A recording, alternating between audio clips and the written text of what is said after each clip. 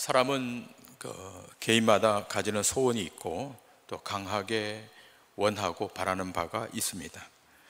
이러한 소원은 개인뿐만 아니라 집단이나 공동체에게도 존재합니다. 그런데 이러한 소원과 기대는 개인이나 공동체가 위기 앞에 직면하거나 고난 앞에 맞닥뜨릴 때 더더욱 그러한 경향을 띠게 됩니다. 한때 우리 민족이 국가의 주권을 빼앗기고 또 엄청난 민족적 고통 앞에 직면할 때가 있었습니다. 일제 강점기 36년 동안입니다. 그때 우리 대한민국이 가졌던 소원은 무엇이었습니까? 독립이었습니다.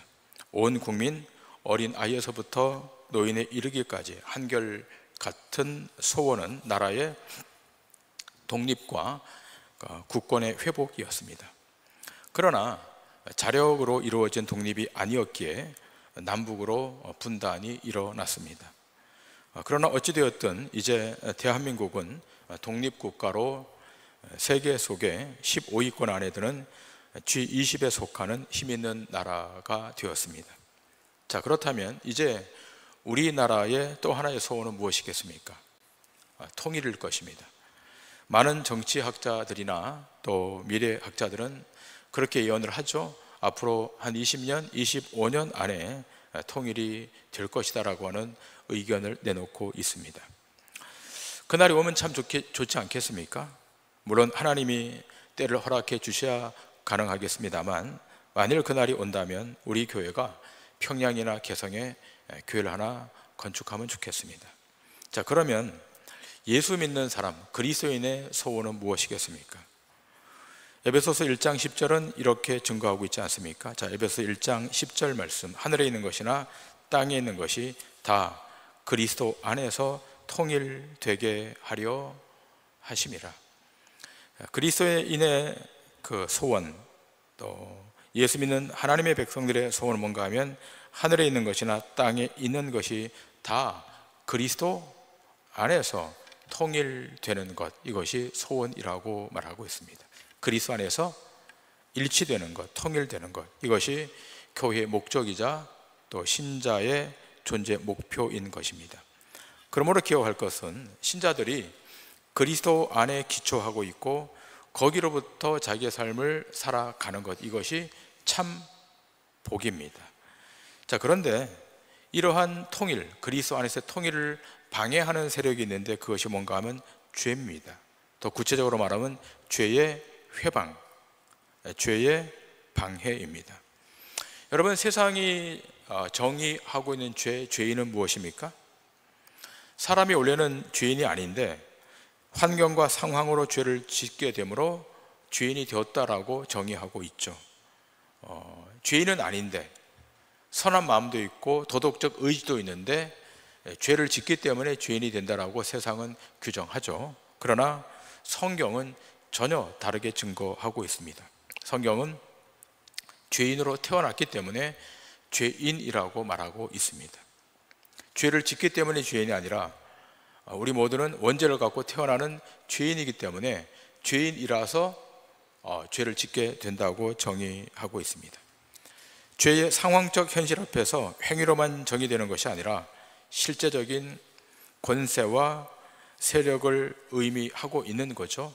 여러분, 죄는 강력한 힘이 있고 의지가 있고 자기 소원이 있는 겁니다. 아주 죄는 강력합니다.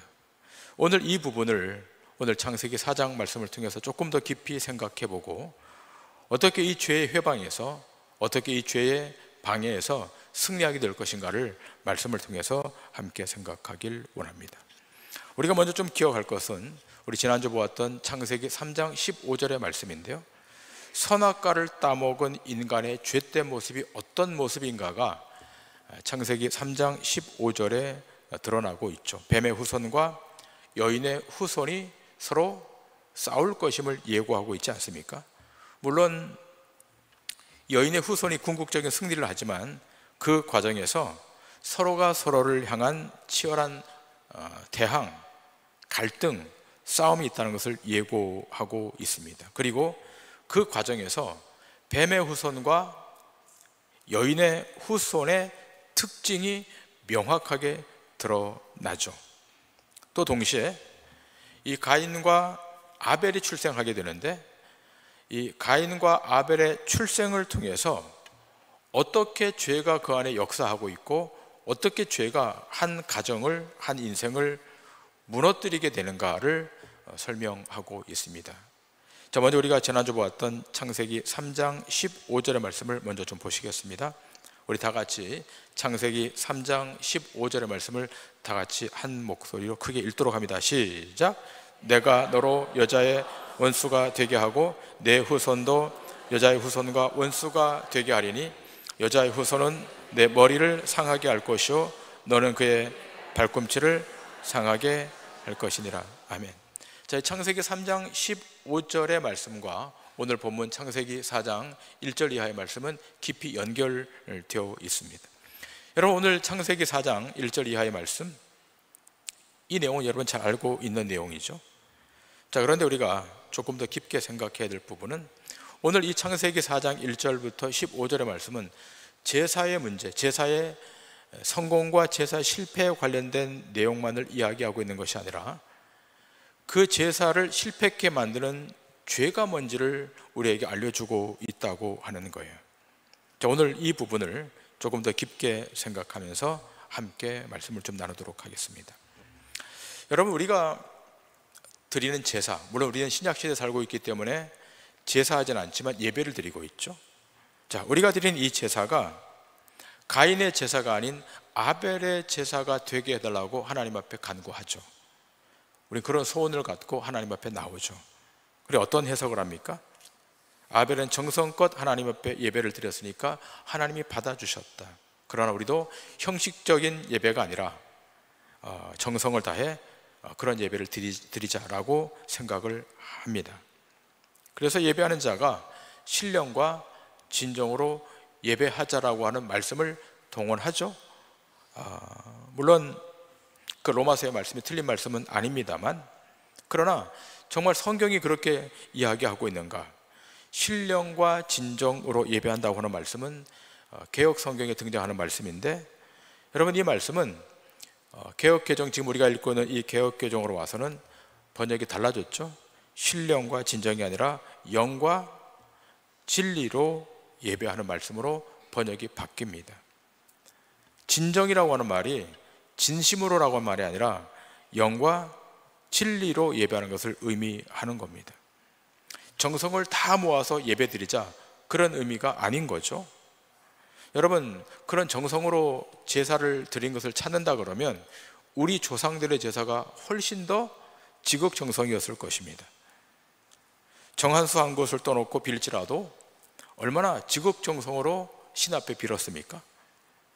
심지어 겨울일지라도 찬물로 목욕 재개를 하죠. 또 마을에 동제를 지내려면 제주를 뽑는데 마을의 어른들 가운데 한 제주를 뽑아서 이 제사를 집도하게 하는데, 제주로 뽑히면 그 기간 동안 술도 마시지 않고 또 여자도 가까이 하지 않고 목욕 재개를 한 다음에 동제를 지냅니다. 신에게 지극정성, 치성을 다해서 준비해서 제사를 드리죠. 그리고 악은 화는 물러가도록 만들고 복은 불러들이도록 만들죠. 그래서 사자성어로 원화 소복을 구하죠. 그러니까 우리나라 조상들이, 우리 어르신들이 이런 지극정성으로 제사를 드렸다는 거죠. 그러니까 이것을 이 창세기 4장에 도입해서 우리도 하나님 앞에 최선을 다해서 정성을 다해서 예배하자. 물론 마음은, 그 의도는 100% 아니 120% 받아야 됩니다. 그러나 과연 창세기 오늘 4장 말씀이 그것을 증거하고 있는가? 우리가 조금 더 깊게 생각하길 원합니다. 여러분, 오늘 이 말씀의 사건 안에 무엇이 지금 여기 관여되고 있는가 하면 죄의 집요한 관여가 있다는 사실을 기억하셔야 됩니다. 거룩한 제사를 드리는데, 거룩한 예배를 드리는데 누가 침범해 오는 겁니까? 죄가 침범해 오는 거예요. 이 지점을 우리가 좀 보기를 원합니다. 우리는 자꾸 예배를 드릴 때 어떤 조건을 가지고 어떤 형식을 갖고 얘기하는데, 그 조건과 형식 이면에 있는 죄가 들어온다고 하는 거예요. 또 어떤 경우는 그렇게 이야기하고 있지 않습니까? 가인은 곡식으로 예배를 드렸기 때문에 하나님이 안 받으셨고, 아벨은 피가 있는 양으로 드렸기 때문에 하나님이 받으셨다. 자, 그러나 여러분, 신명기 26장을 보시게 되면 그렇지 않습니다. 자, 신명기 26장 2절과 3절. 내 하나님 여호와께서 내게 주신 땅에서 그 토지의 모든 소산의 만물을 거둔 후에 그것을 가져다가 광주리에 담고 내 하나님 여호와께서 그의 이름을 두시려고 택하신 곳으로 그것을 가지고 가서 그때 대제사장에게 나아가 그에게 이르기를, 내가 오늘 당신의 하나님 여호와께 아뢰나이다. 내가 여호와께서 우리에게 주시겠다고 우리 조상들에게 맹세하신 땅에 이르렀나이다 할 것이요. 자, 신명기 26장에 보면 토지의 모든 소산물의 만물을 거둔 다음 그것을 하나님 앞에 드리라 그러죠. 그러니까 곡식으로 드린 제사도 하나님이 받으신다는 거죠. 그러니까 지금 이 본문의 말씀은 제물의 내용에 관련된 내용은 아닌 것입니다. 한 3년 전쯤에 그 신앙논단이라고 하는 월간지에 오늘 이 본문의 말씀을 가지고 어떤 목사님이 설교문을 기고하셨어요.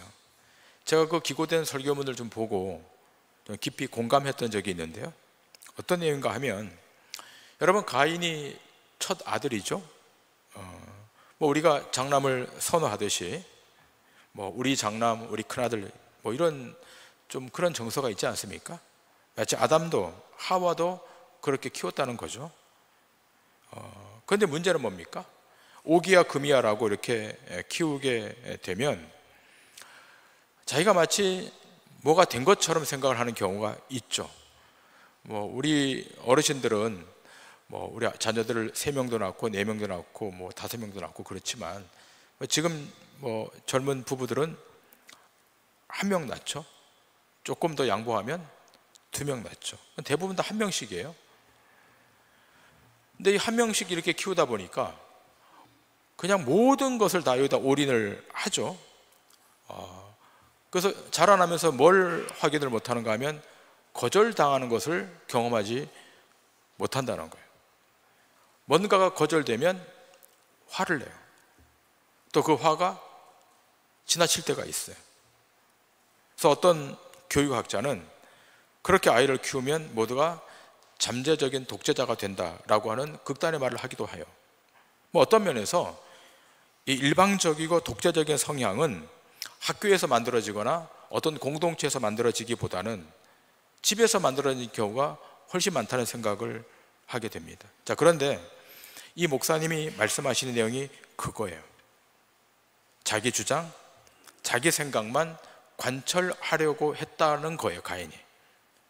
자기 중심적인 일방적 의지가 관통되고 있었다는 거예요. 그런데 그것이 죄로 기인했다라고 설교 말씀을 썼어요. 제가 그 설교 말씀을 읽으면서 일말 동의했습니다. 아담과 하와가 물려준 죄, 이 죄가 가인에게, 아벨에게 유입된 거예요. 거절당함을 수용하지 못하는 마음, 자신은 수없이 상대를 거절하고 왜곡하면서도 상대방이 한번 자기를 거절하면 그것을 참지 못하고 분노하는 마음, 이 부정적인 감정은 죄로부터 출발하는 거예요.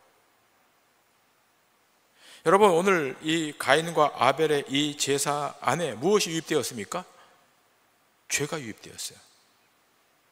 거룩한 제사를 드리는데, 거룩한 예배를 드리는데 죄가 들어온 거예요. 그럴 수 있습니다. 오늘 우리가 하나님 앞에 거룩한 예배를 드리고 있지 않습니까? 살아있는 제사를 하나님 앞에 드리고 있는 이 현장에도 죄는 들어올 수 있는 거예요. 이 문제를 가인과 아벨이 잘 방어했어야 되는데 죄가 유입되는 것을 허용해 버렸습니다. 여러분은 여기서 이 뱀의 후손의 특징이 뭔가를 확인하게 됩니다. 여러분, 뱀의 후손의 특징이 뭔가 하면 그것은 하나님 앞에서 자기 공로를 주장하는 데 있습니다. 이 땅의 모든 뱀의 후손들의 특징이 뭔가 하면 내 공로를 주장하고 그 공로에 대한 대가를 취하려고 하는 데 있는 거예요. 그러나 여인의 후손의 특징은 뭔가 하면 자기 공로를 뒤로 하고 베푸신 주권자의 은혜 앞에 자기를 두는 거예요. 여러분과 제가 구원받은 하나님의 백성으로 여인의 후손의 자격으로 오늘 이 자리에 여기 와서 예배하고 있는 것은 여러분의 공로는 다 감춰지고 하나님의 은혜가 여러분을 덮었기 때문에, 여러분이 하나님의 은혜 앞에 서 있기 때문에 오늘 여기 와서 예배하고 있는 겁니다. 지금 가인은 그러지 못하는 거예요. 자기가 하나님의 은혜 앞에 서 있다는 사실을 망각합니다. 은혜 앞에 서 있다고 생각하면 제사를 하나님이 받으시든 받지 않든 그것은 중요하지 않죠. 여러분, 제사를 받으시는 것도 하나님의 주권에 속한 것이고 제사를 받지 않는 것도 하나님의 주권 안에 있는 거죠. 내 제사를 하나님이 꼭 받으셔야 된다, 그렇지 않죠. 하나님은 의지가 있으신 분이고 하나님은 살아계신 신이에요. 죽은 신이 아니라 살아계신 신, 의지를 갖고 있는 신이기 때문에 인간이 드린 제사를 하나님이 취하실 수도 있고 안 취하실 수도 있는 거죠. 성경은 창세기부터 요한계시록까지 하나님의 주권에 대해서, 하나님의 하나님 되심에 대해서 증거하고 있지, 성경의 중심이 사람이 아닌 거예요. 창세기부터 요한계시록까지 수많은 사람들이 등장하죠. 또 소위 믿음의 사람이라고 하는 사람도 등장하죠. 그러나 성경의 궁극적인 관심사는 사람에게 있지 않고 그 사람을 쓰시는, 사람을 다루시는 하나님에게 있다는 사실을 기억해야 됩니다. 그것이 하나님의 하나님 되심, 하나님의 하나님 다우심인 거예요. 하나님은 사람의 조건과 행동에 매이지 않으세요. 우리가 믿는 하나님이 우리 인간의 조건에 따라서, 우리 인간의 행위에 따라서 하나님이 매이신다면 이미 그 신은 신이 아니죠. 신은 피조물에게 매이지 않죠. 우리가 믿는 야훼 하나님은 피조물의 행위와 조건에 매이지 않고 그를 통치하시고 다루시고 이끌어 가시는 전능하신 주 여호와 하나님이십니다. 예. 자, 그런데 이 가인이 안색이 변합니다. 자기 제사를 하나님이 받지 않으셨다고 안색이 변합니다. 하나님 앞에서의 안색이 변해요. 내가 준비한 제사를 하나님이 왜 안 받으시냐는 거예요. 누구 앞에서 안색이 변하는 겁니까? 하나님 앞에서입니다. 하나님 앞에서. 여러분, 언젠가 그 TV 프로그램 중에 그 멋진 만남이라고 하는 프로가 있었어요. 여러분 기억하시는지 모르겠지만 조금 시간이 지난 프로그램이긴 합니다만 거기에 그 남희석도 나오고 이휘재도 나오고, 그래서 데이트를 하면서 선택을 받는 그런 프로그램이거든요. 그래서 몇 개월 동안 이렇게 그 데이트를 하면서 여성이 남성 한 사람을 선택하는 거예요. 지금도 그런 프로그램이 있는 것 같아요. 이름은 좀 다르지만. 자, 그런데 제가 그 프로그램을 보니까 마지막에 선택받는 사람은 얼굴이 활짝 펴는데 선택을 받지 못하는 그 남성은 진짜 안색이 변하더라고요. 네. 그럼 그럴 수 있죠. 사람의 선택을 받고 못 받고 할 때는 얼굴색이 바뀔 수가 있겠죠. 여러분은 살아가면서 10번의 선택 속에 10번의 선택을 받으셨습니까? 그렇지 않죠. 우리 살아가면서 몇 번의 선택을 받으셨습니까? 선택 못 받을 때가 훨씬 많았다고 생각을 합니다. 자, 그럴 때 우리의 감정도 기류의 변화가 있고 얼굴색도 바뀔 수가 있겠죠. 자, 그러나 여러분, 하나님 앞에서는 그렇게 할 수가 없는 거예요. 하나님 앞에서의 우리의 태도는 바뀔 수가 없는 거예요. 하나님이시잖아요. 우리를 만드신 분이시잖아요. 창조주이시고 주권자 앞에서 우리의 안색이 바뀔 수가 있겠습니까? 여러분과 제가 하나님의 선택을 받은 하나님의 백성들이고 그의 자녀인데 하나님이 제사를 받지 않으셨다고 우리 안색이 돌변한다면 하나님은 어떻게 생각하시겠습니까? 여러분, 안색이 변했다라고 하는 것은 이미 하나님의 주되심을, 로드십을 인정하지 않는 거예요. 하나님은 하나님이 자기의 기뻐하시는 뜻대로 행하시는 분이에요. 하나님의 주권 속에서 하나님의 의지를 가지고 하나님이 원하시는 대로 이끌어 가시는 분이 우리가 믿는 야훼 하나님이십니다. 기도를 받는 것도 하나님이시고 안 받는 것도 하나님이시고 제사를 받는 것도 하나님이시고 안 받는 것도 하나님의 권한 속에 있는 거예요. 하나님은 어제도 선하시고 오늘도 선하시고 내일도 선하신 하나님을 믿으십니까? 자, 하나님의 선하심과 하나님의 오르심을 믿는다면 그 하나님이 제사를 받든 안 받든 하나님의 선하심에 우리가 찬성하고 있다면 어떻게 해요? 그 하나님의 결정에 대해서 순복할 수밖에 없는 거예요. 그래서 하나님에 대한 정의가 필요한 거죠. 하나님은 어떤 분입니까? 하나님은 선하신 분이에요. 하나님은 여러분과 저를 환대해 주시는 분이에요. 하나님은 단 한 번도 우리를 향해서 하대하거나 함부로 하신 적이 없어요. 어제도 그러셨고 오늘도 그러셨고 내일도 그러실 거예요. 자, 그런데 오늘 이 가인이 하나님 앞에 안색이 바뀌고 분을 냅니다. 자, 여기에 대해서 하나님이 이렇게 말씀하시죠. 창세기 4장 6절 7절에 내가 분하여 함은 어찌미며 심히 분하여 안색이 변함은 어찌미뇨 내가 선을 행하면 어찌 낯을 들지 못하겠느냐 선을 행치 아니하면 죄가 문에 엎드러지느니라 죄의 소원은 내게 있으나 너는 죄를 다스릴지니라. 오늘 하나님이 뭘 꺼내는가 하면 선을 꺼내고 있어요. 내가 선을 행하면 어찌 낯을 들지 못하겠느냐. 선이 뭐죠? 동시에 악이 뭐죠?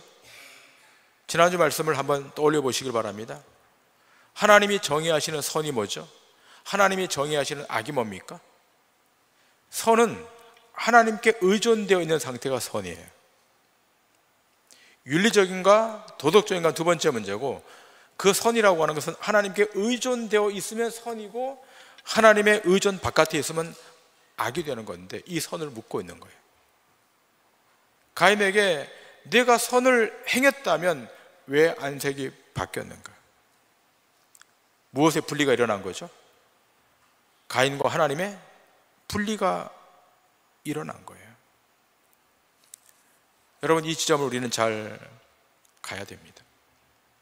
우리의 삶이 위기가 오고 우리의 삶이 실패로 이어질 때가 언제인가 하면 하나님에게서의 분리입니다. 하나님께 의존된 삶에서 자주 독립적 삶으로 내가 바뀌는 순간이 가장 위험한 거예요. 신앙의 가장 위험한 지점은 뭔가 하면 내가 자존자로 혼자 서겠다고 하는 거예요. 구원받은 신자는 홀로일 수가 없는 거예요. 누구에게 매칭되어 있죠? 하나님께 매칭되어 있고 하나님께 붙어 있는 존재가 신자고 그리스도인이에요. 오늘 여러분과 제가 이 세상을 승리하며 살아갈 수 있는 유일한 근거가 있다면 여러분과 제가 하나님께 의존되어 있기 때문이에요. 우리가 스스로 독립하겠다, 스스로 세워지겠다 하는 순간 넘어집니다. 때문에 여인의 후손인 하나님의 백성들은 끊임없이 하나님이 어떤 분인가를 확인받아야 돼요. 여러분에게 하나님이 어떤 분이십니까? 여러분에게 하나님은 어떤 분으로 여겨지십니까? 하나님은 한없이 선하신 분이에요. 한없이 의로우신 분이고 한없이 우리를 환대하시는 좋으신 하나님이십니다. 그래서 무엇이 필요한 겁니까? 그것을 인식하기 위해서 우리에게 필요한 것은 은혜입니다. 은혜가 오지 않으면 하나님의 선하심을 인식할 수 없어요. 오늘 이 아침 예배하는 여러분의 심령에 폭포수와 같은 강물 같은 하나님의 은혜가 여러분 심령 가운데 임하기를 주님의 이름으로 축원합니다. 은혜가 와야, 은혜로 덧입혀져야 하나님의 선하심을 인지하고 인식하게 돼요. 은혜가 고갈되거나 은혜가 떠나가게 되면 그 인생은 넘어집니다. 죄는 그 틈을 타고 들어오는 거예요. 그 틈을 타고 들어와서 하나님에 대한 인식을 망각하게 만들어요. 바울도 이렇게 솔직한 고백을 하고 있지 않습니까? 로마서 7장 14절 이하에 우리가 율법은 신령한 줄 알거니와 나는 육신에게 속하여 죄 아래에 팔렸도다. 내가 행하는 것을 내가 알지 못하노니 곧 내가 원하는 것은 행치 아니하고 도리어 미워하는 것을 행함이라. 만일 내가 원하지 아니하는 그것을 행하면 내가 이로써 율법이 선한 것을 시인하노니 이제는 그것을 행하는 자가 내가 아니요 내 속에 거하는 죄니라. 내 속 곧 내 육신에 선한 것이 거하지 아니하는 줄 아노니 원하면 내게 있으나 선을 행하는 것은 없노라. 내가 원하는 바 선은 행치 아니하고 도리어 원하지 아니하는 바 악을 행하는도다. 만일 내가 원하지 아니하는 그것을 하면 이를 행하는 자는 내가 아니요 내 속에 거하는 죄니라. 이 죄가 집요하게 바울을 괴롭혔지. 바울도 고백해요. 만일 내가 원치 아니하는 것을 하면 이를 행하는 자가 내가 아니요 내 속에 거하는 죄다. 끊임없이 죄가 하나님과의 분리를 만들어내는 거예요. 하나님의 주권에서 분리시켜서 독립적인 인생을 살라고 우리를 끊임없이 유혹하는 거예요. 여러분과 저는 독립적인 인생이 될 수가 없어요. 하나님의 은혜가 부어지면 하나님께 의존되고 하나님께 의지하고 하나님께 의탁된 삶을 살아가지 절대로 자주적인 삶을 살 수가 없는 거예요. 그래서 은혜가 필요해요. 은혜는 내가 하나님께 의존되어 있다는 사실을 알려주는 상징이에요. 자, 이러한 죄의 집요함에 대해서 물리칠 수 있는 유일한 방도는 하나밖에 없죠. 바울은 갈라디아 교회에 이렇게 증거합니다. 갈라디아서 5장 16절 17절 말씀, 우리 이 말씀을 다 같이 큰 소리를 읽겠습니다. 시작. 내가 이르노니 너희는 성령을 따라 행하라. 그리하면 육체의 욕심을 이루지 아니하리라. 육체의 소욕은 성령을 거스르고 성령은 육체를 거스르나니 이 둘이 서로 대적함으로 너희가 원하는 것을 하지 못하게 하려 함이니라. 아멘. 하나님과의 분리를 가능하게 하는 이 죄의 집요한 유혹을 이기기 위해서 성령이 임재해야 된다는 겁니다. 어떤 인디안 주장이 이렇게 말했습니다. 내 안에는 두 마리 개가 싸우고 있다. 한 마리는 선한 개이고 다른 한 마리는 악한 개다. 늘 서로 물어뜯고 싸운다. 자, 이 말을 듣고 있던 부족 원 중 한 명이 물었어요. 그러면 주장님, 결국 어느 개가 이깁니까? 주장이 답을 합니다. 내가 먹이를 주는 개가 이긴다.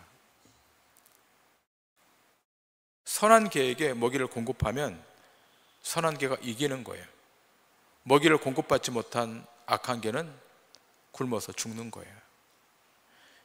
우리의 영적 삶도 마찬가지예요.